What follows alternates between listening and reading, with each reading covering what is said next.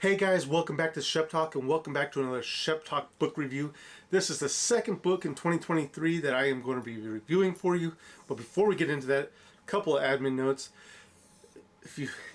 Sorry, you can hear Cotton. What's up, puppers? If you want to know what I'm doing, what I'm up to, what I'm seeing, I do post a lot of stuff on my social media pages. All those links will be down in the description down below. And I do even have threads. So make sure you go subscribe to me over there.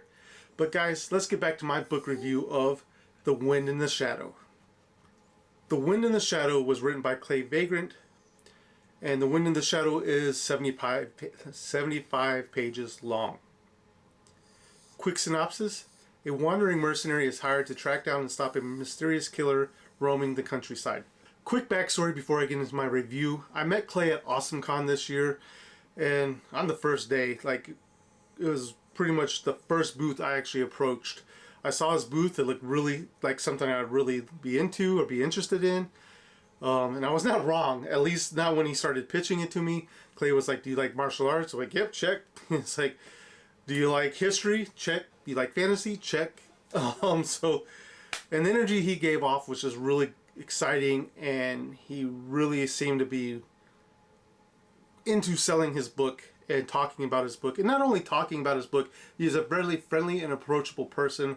I went back there throughout the week and the weekend and even during the days, and I was just checking up on him, and he was always warm and welcoming.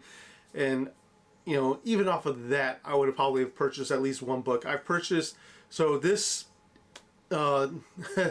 this book is the prequel, which I'll get into. There's 3 main books after that, and which I've already started reading the first book in that main series. So, but I bought all 4 of them because I was like, why am I only going to buy one when I would have to go online and buy more when the time came once I finished, especially reading the prequel, which was only 75 pages long. The Wind and the Shadow is, like I said, a prequel to the main series, and we follow the wandering wolf as he's hired to track down someone that is going around the countryside killing off bandits, but really doesn't get hired until this someone, the Shadow, starts killing off civilians. I think something Clay does really well here is that in the very first few pages of this book, he really brings us into his world. We aren't following the wandering wolf right away. We're following these bandits that are being tracked down by the Shadow, and this one just running away, running to his group of people, and slowly but surely getting, brutally murdered. And so we're quickly brought into this world and seeing how rough and how visceral it is. And one of the great things about Clay is that he is a martial artist, so when he is talking and describing some of his fight scenes, we can actually picture some of these martial art scenes or these martial fights going down. And then once Clay gives us that scene, we are transported to the wandering wolf and seeing him as that mysterious martial artist that is wandering countryside to countryside, kind of like the old Saturday morning martial arts films that we've seen in the past, or maybe the David Carradine Kung Fu movies, where he is just, he helps those people in need and uses his martial arts skills. But he is brought in by the governor of the region, who is like, I need to keep this on the down low. I don't want to reach him back to the capital, but I need your help in taking down these bandits. And with this being, I guess you call it like a novella, the prequel being only 75 pages long, it doesn't take long for Clay to get you into the action. You can see that it is well thought out and figuring out from point A to point B of how he wants his story to go. And you can see the action scenes once Clay gets to the Shadow. Once the wandering wolf gets to the Shadow, man, especially that first fight, you are so into it. You are so like, who is really going to win? Because the Shadow is not any pipsqueak. They're not weak. They are not easy to take down. And the wandering wolf, with all his skills and martial arts, is having a difficult time bringing any kind of, offense against the Shadow. You're wondering at one point if it is too much for the wandering wolf to be able to take down or conquer the Shadow.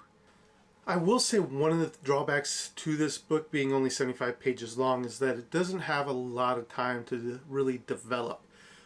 don't get me wrong, it is well written, and I enjoyed that story from point A to point B. But really, once we get through the first battle, and we see how strong the shadow is, and we see how much of a challenge it is for the Wandering Wolf, he does go back to his old mentor, who does kind of give him some instruction. But in my mind, I wish I wanted a little bit more of that, and to be expounded on, because it happened very fast, and it didn't really seem to be given a lot of advice.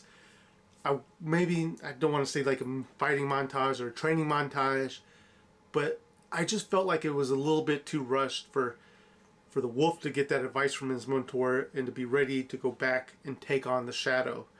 But that is kind of what happens, and I get it, because this is a novella, this is a short story, this is only 75 pages long, that you have to get through it very quickly.